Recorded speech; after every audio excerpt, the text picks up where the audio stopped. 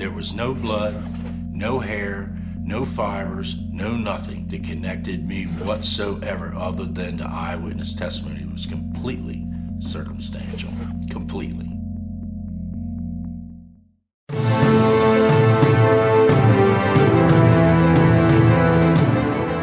There's an epidemic in America's criminal justice system. The prosecution and conviction of innocent people for crimes they did not commit. Welcome to the American Justice Podcast. Your hosts, Scott Pogensee and C. Derick Miller, come together to bring you the inside scoop on all of the wrongful conviction stories, both new and old. It's not only about the innocent who have been imprisoned, but also the victims of crimes as well. No one deserves justice more than them. And now, here are your hosts, Scott Pogensee and C. Derick Miller.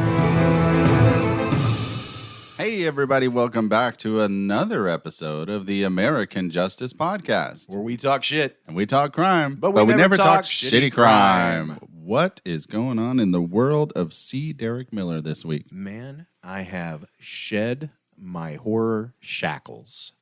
Uh-oh. Well, maybe not forever. No, of course not forever. It's in my blood. How could I? But I have finally decided to stretch out past the boundaries of my literary works, and now I'm doing a fantasy piece, and I don't want to give any details at all to anyone. Not even the genre or anything? No, I want everything. We want the plot. No, this is all a complete and total secret. It's going to be one of those mind blown, because it's blowing my mind just thinking about it. But nice. I've never done anything in this involving before. I've drawn out maps and named colonies and towns. Wow. and bays and harbors, and like you're writing Game of Thrones. I know I'm going to be George R. Not Martin.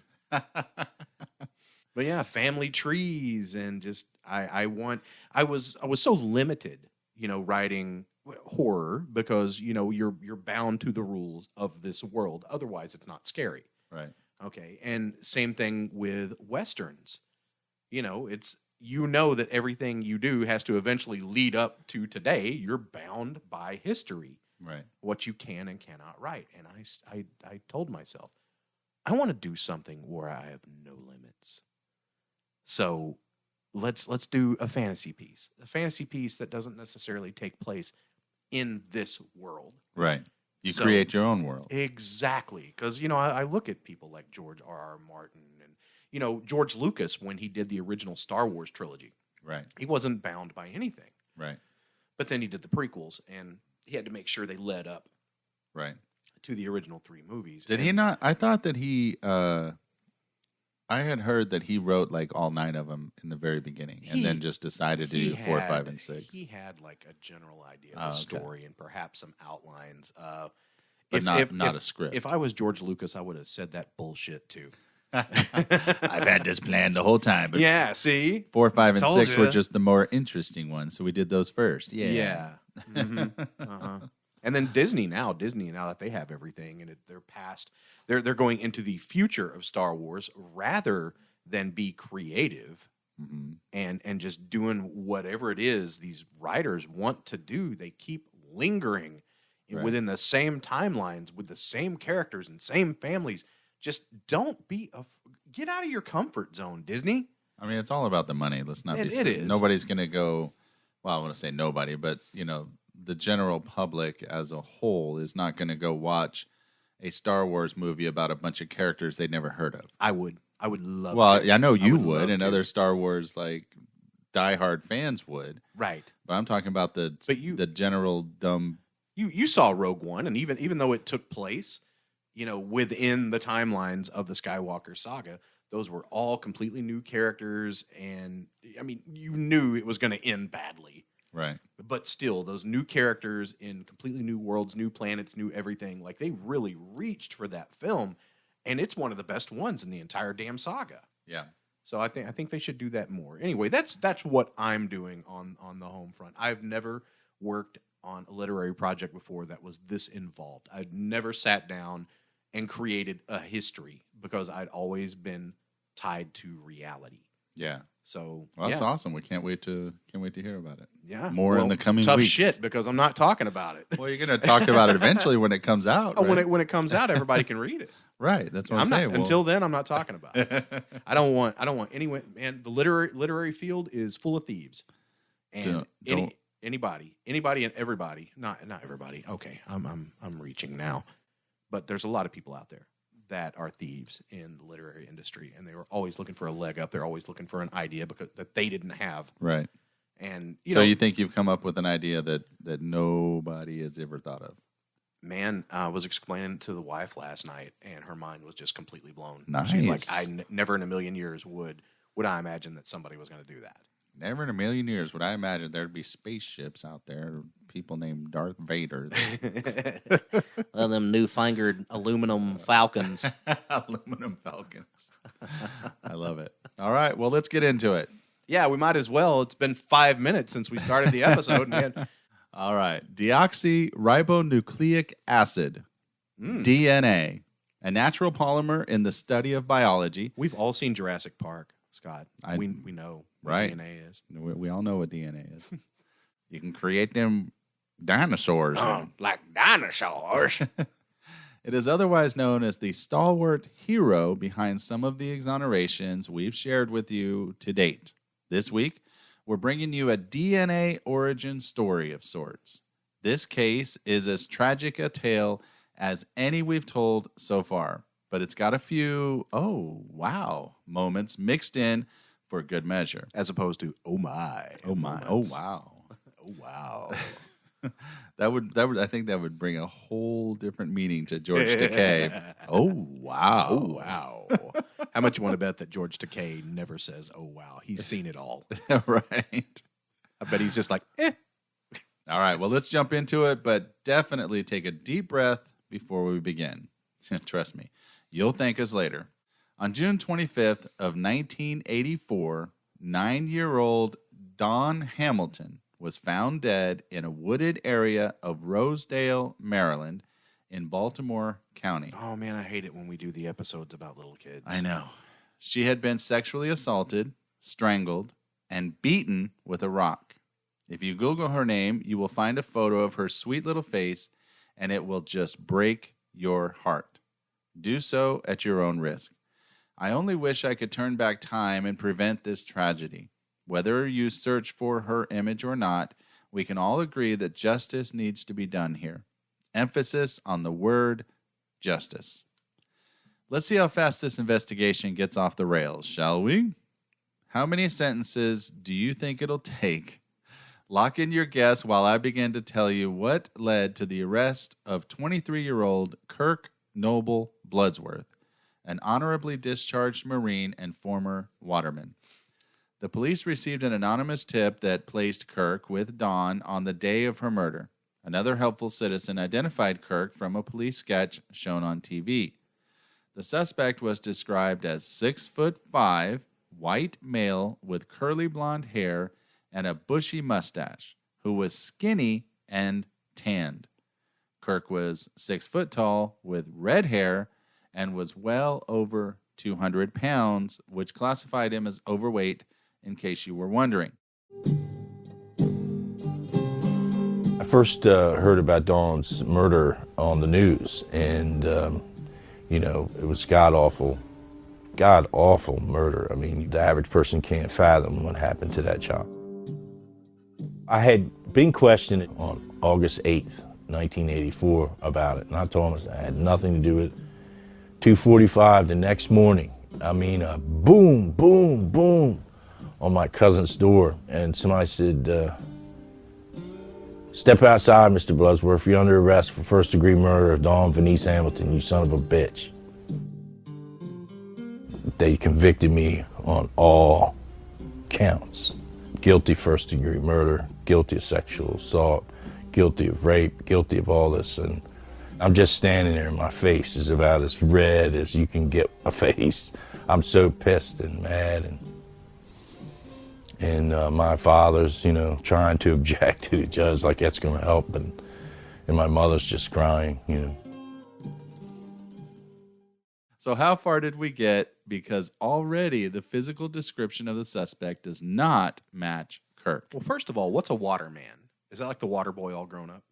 I believe that is the guys that in the Marines that are trained specifically in aquatic rescues and stuff like that. Or the people that just purify the water for the soldiers to drink? No, seriously, that's really what was that movie? It was a Pauly Shore movie in the Army now. Pauly Shore movie with him. His job was to Pauly Shore, Andy Dick, Lori Petty. Good God, there's a cast right there. The Weasel. Andy Dick. I don't even know if he has a nickname. He's just Andy Dick. Yeah. And Tank drunk. Girl. Tank Girl. We're all in an army movie where they made the water drinkable for the soldiers.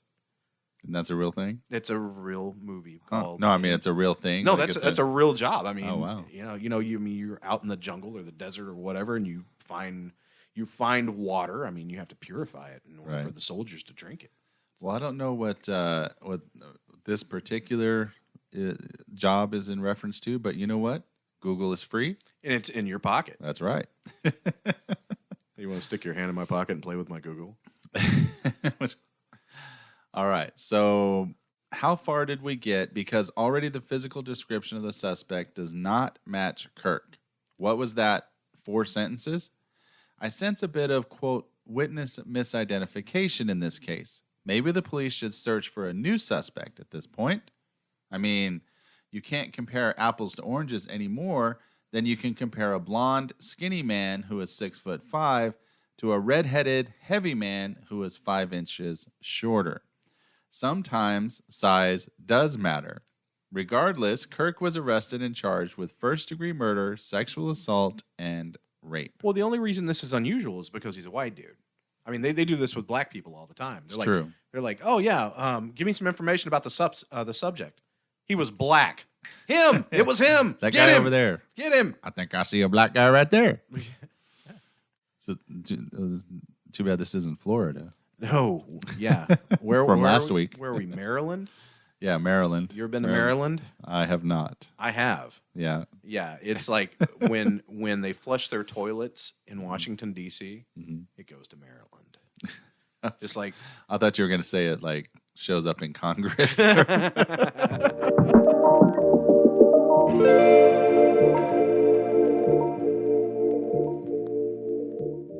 My name is Kirk Noble Bloodsworth, honorably discharged Marine from Cambridge, Maryland. I'm also the first person in the United States to be freed from post-conviction DNA testing. In 1984, I was an honorably discharged Marine. No criminal record or criminal history. I was charged with one of the most brutal crimes in our state's history, and that's the state of Maryland. I was accused of killing a 9-year-old child by the name of Dawn Hamilton, whom I never met. She was a cute little 9-year-old child with a pageboy haircut, never hurt a soul, was out playing hide and go seek one morning. Search ensued for the person last seen with her, and this person was described as being 6'5", curly blonde hair, bushy mustache, tan skin, and skinny. Not skinny. My hair was as red as an apple back in those days, or pumpkin, depending on your point of view. But I had sideburns down there. I'm about 6 foot tall. Never met Dawn.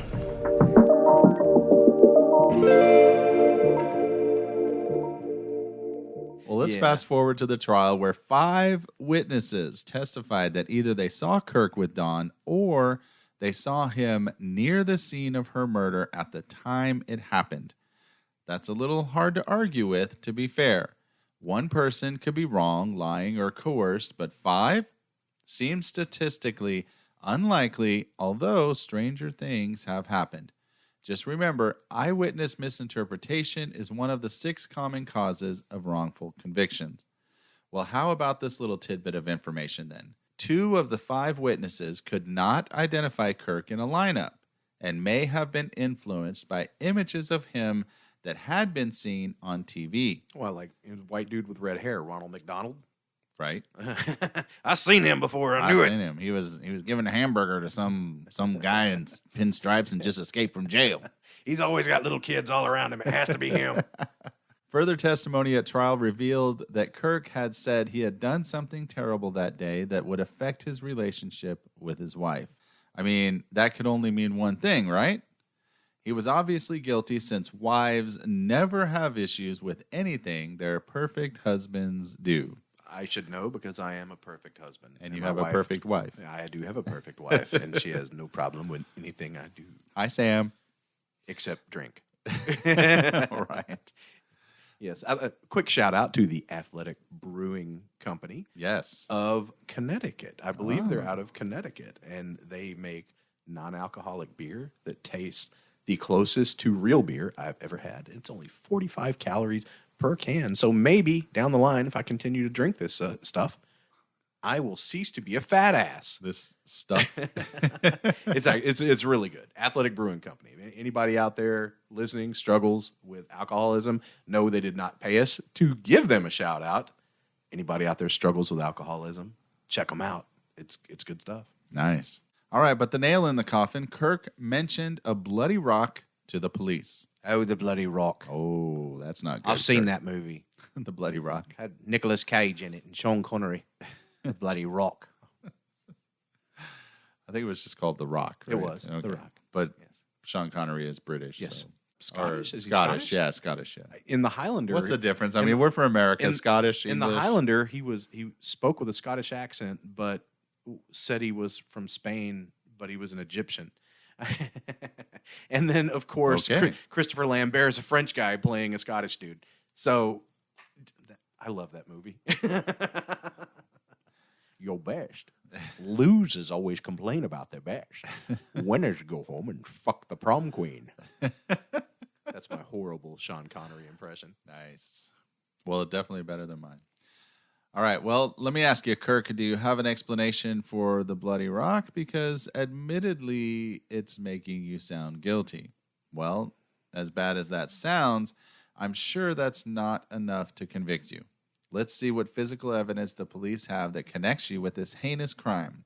Oh, right. There was no physical evidence connecting Kirk Bloodsworth to the rape and murder of Don Hamilton. Other than that damn last name of his. Bloodsworth. I'm innocent. I'm innocent. But for what it's worth, the blood. Whoa. So none. Although I guess we should give the prosecution an A for effort for bringing in forensic evidence that they claimed linked a pair of Kirk's shoes to marks on Don's body. Seems like a bit of a stretch, but here it is. So naturally, at the conclusion of his trial in March of 1985, he was convicted and sentenced to die in the gas chamber. Good God.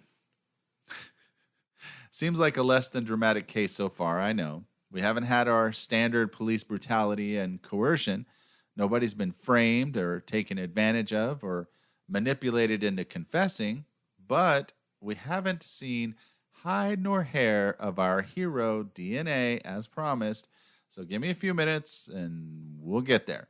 First, let's poke some holes, shall we? If you insist. There were a couple of salient points brought up in Kirk's inevitable appeals that challenged some of the evidence presented in his original trial. For example, remember the bloody rock that Kirk mentioned to the police? How could we not remember the bloody rock? Well, you mentioned to the police. The police showed him a bloody rock during his interrogation, so of course he's going to say something like, "I've never seen that bloody rock before," I've never seen that bloody rock before. thereby leaving officers an opening to say Kirk had prior knowledge of the rock itself. So that explains that. I feel better now. And remember the testimony that Kirk was concerned that his wife would be upset with him on the day of the crime? As I suspected, it was more about the fact that he didn't buy the food that she requested and less about the murder of an innocent child he had never even met. Because the rock left a note on his car that Right. says, "Call me, I'm pregnant." And Now- the wife found it first. Oh, geez. Now, I know you are getting used to the drama of faulty investigations and questionable prosecutorial behavior that seem to go hand in hand with these cases, but this case is truly unique. Just kidding. I know, I can't fool my listeners that easily. So, here it is. The police in the investigation did not tell the defense that there may have been another suspect.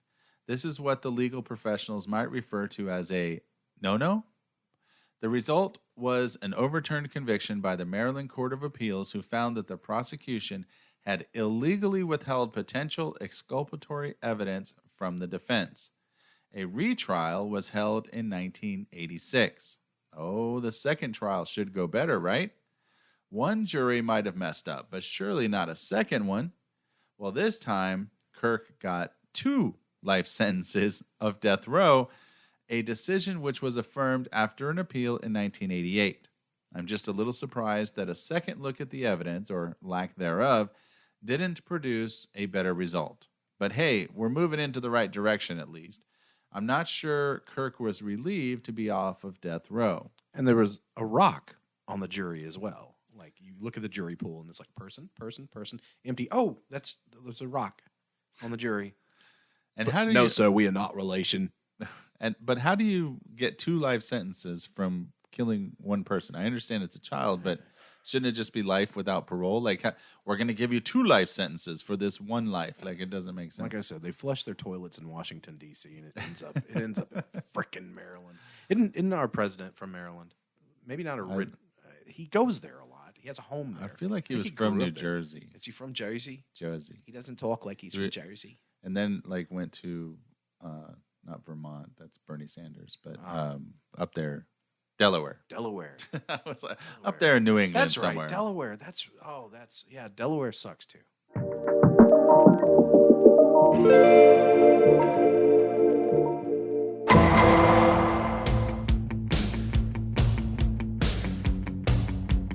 The Sixth Amendment of the United States Constitution guarantees all defendants the right to a fair trial by a jury of their impartial peers.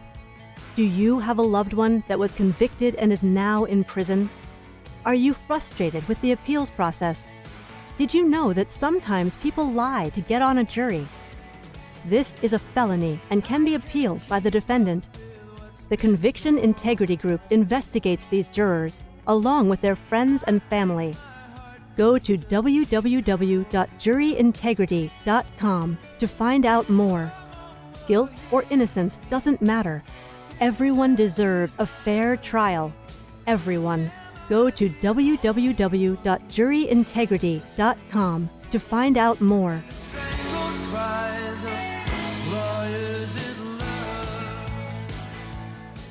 All right. Well, in the early 1990s, Kirk heard about DNA testing and its growing use in proving when suspects were guilty.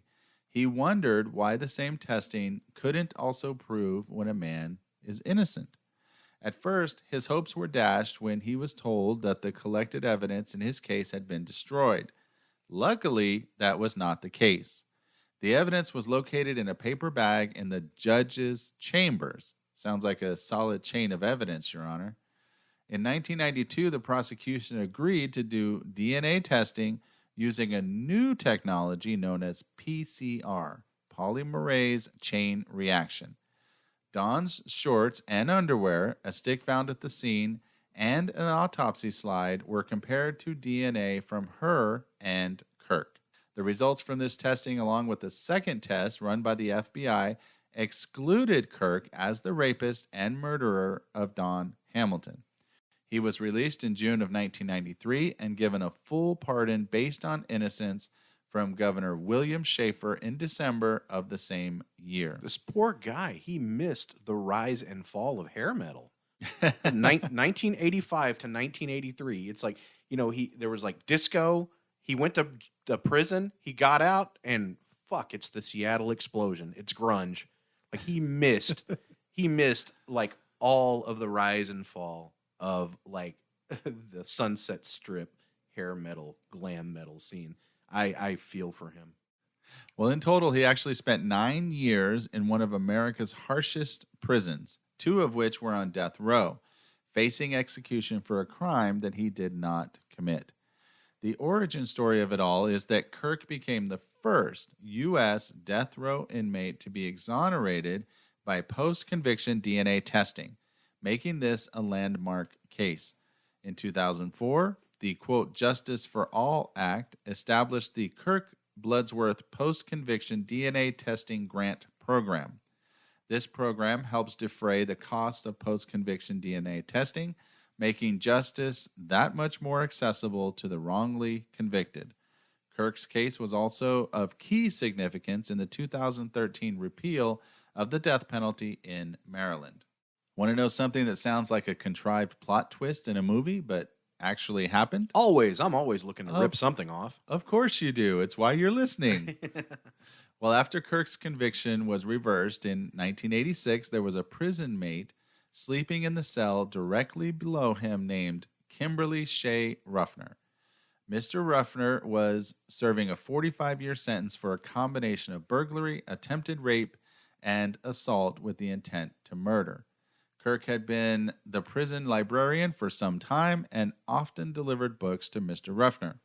They also lifted weights together at times. Have you figured out what the twist might be yet? What Mr. Ruffner actually already knew, but Kirk did not, wouldn't be discovered for another 10 years. In the spring of 2003, a forensic biologist was studying evidence from Don's case and noticed that not all of it had been analyzed. DNA testing was ordered, and the results were put through the FBI's National DNA Database known as CODIS, C-O-D-I-S. The DNA test results linked Mr. Ruffner to the crime that Kirk had been wrongfully convicted of all along. Hopefully, while he was serving time for one rape, he was emotionally punishing himself for the guilt of all of his crimes. I mean, as long as he was there, why not, right? Mr. Ruffner was formally charged with Don's rape and murder in September of 2003. He eventually pled guilty, thereby providing well-deserved justice for that sweet child and her family. My God, I mean, what a coincidence! How weird is that? And just it's almost like a breakup. I mean, we were friends. Like, we lifted weights together. Right. Like, we sweat in the same room. I brought you books. I brought you books, asshat. Right. And you knew it the whole time. Yeah, that's kind of weird. He had to. I would have confessed, but I didn't want you to go away. Because I love you. Right. Cue the time travel music so we can picture how all of this might have transpired. Ruffner landed in prison a month after Kirk. He knew about Kirk's case, his retrial, and that he claimed to be innocent, but never said a word that would give Kirk reason to suspect that he had killed Don. He chatted over book deliveries and sweaty workout sessions, all the while clutching selfishly to the key that would lead to an innocent man's release. What a slime bag. I know, we already knew that, but still, was he afraid he'd end up in prison if he fessed up? Newsflash, genius, look around. You're already there. Yeah, I know. How much more in prison can you be other than in prison? Right. Not long after his exoneration, Kirk became an avid fighter for others who find themselves wrongfully convicted, which seems to be a common path for exonerees to take. He heads up a nonprofit that advocates for the end of the death penalty and aims to improve the lives of exonerated individuals. His nonprofit is also trying to secure lost Social Security benefits for the time exonerees have served, which is something most people would not even have thought of to address. He has said many times, quote, "If it could happen to me, it could happen to anybody." I guess that's sadly true enough. I mean, are we all just one crazy police investigation away from a life in prison or a ticket to death row, or does it all boil down to just being in the wrong place at the wrong time? It's a scary, scary thought. I believe, right there, I believe that we are all just one botched police investigation away from life in prison. Especially if you live in Hunt County, Texas. Whoo, boy, let me tell you. I mean, let's kick that dead horse some more, shall we? Just kidding, Terry. You know I love you. Yeah, we love you, Terry Jones. Hopefully it's gotten better with him. Yeah, I hear it has. I hear it has too. I hear it. My nephew works for him. He seems to be, from all the dealings that we've had, he seems to be a stand-up guy. My nephew works for him, and he has nothing but nice things to say about him. Well, to give you just a little bit of an idea of the impact that Kirk Bloodsworth post-conviction DNA testing grants have had, I give you the following. The Illinois Innocence Project was able to prove the actual innocence of a man named Christopher Abernathy, who spent 30 years wrongfully imprisoned. The New York-based Innocence Project was able to exonerate and release a man named Angel Gonzalez after he spent 21 years wrongfully imprisoned. Intrigued? Want to know more about these two? Maybe we've just found 2 future episodes for our podcast. Stay tuned to find out. I pray the list of exonerees continues to grow for years to come. Or better yet, maybe the justice system can just stop imprisoning innocent people. If not by the misfortune of honest mistakes, then by intentional malice aforethought. They will never do that because there's no such thing as overhead in the criminal justice system, and they have to look busy for 8 hours. Right. This next bit of math was actually done for me this time by the state of Maryland. Kirk was awarded $300,000 for lost income based on his earning potential that was determined to be $30,000 a year. I guess they didn't adjust for promotions, raises, or cost of living increases. And why should they bother to also pay him for any of the pain and suffering he might have endured? Well, in 2021, 8 years after he was exonerated, Kirk was awarded an additional $421,237 after factoring in the economic losses his wrongful conviction may have caused him to incur. The new formula bases each award on the number of years a person is wrongfully convicted times the state's average median income from the preceding 5 years. This made him the first person to be awarded supplemental compensation under a new Maryland wrongful imprisonment statute. For my attempt at some math, based on almost 9 years in prison, Kirk's total awards amounted to a little over $80,000 per year of wrongful incarceration. I guess in the grand scheme of things, where no amount of money will ever be sufficient, it's at least a small comfort that the state of Maryland tried to make reparations for what had happened to him. As Kirk explained it, quote, "Exonerees, I think, in general, have a difficult life anyway, and money doesn't necessarily buy you love. But it's the next best thing if you don't have anything in order to have some semblance of a life again." End quote. It also doesn't hurt to remember that thanks to the dedicated forensic biologist and the hero known as DNA, Don can rest in peace. He's so lucky that damn dog from the other episode didn't get involved in this. Right. Harris the second. Harris the second, from last week. The sniffing dog from Florida. Thank God DNA was in this one. Well, in 2004, Kirk published a book called Bloodsworth, describing his experience being an innocent man who was wrongfully convicted of a heinous crime. There is also a book on Amazon by Tim Junkin called Bloodsworth, the true story of the first death row inmate exonerated by DNA evidence. It's on sale for $12.99 in paperback or hardcover. Additionally, you can view Bloodsworth, An Innocent Man, a documentary starring Kirk himself on AMC Plus with Prime Video channel or on Pluto TV. Well, damn it. Well, do we have some parting thoughts for this episode? This is Derick? really interesting. This is the first. This is the first death row guy to be exonerated. So by DNA, yeah. So he's a big deal. Yeah, it's amazing what kind of work the DNA is doing. But we also have to remember that there's a lot of people that are convicted that were not convicted with DNA or don't have DNA evidence, and they were convicted with these other, the coercion and the manipulation by the prosecution, and how are they supposed to go back and prove their innocence if there's not DNA involved in their case? So we need to really take a hard look at the way that we do the appeals process in this country, and the way that we look at these people that were convicted but are claiming their innocence.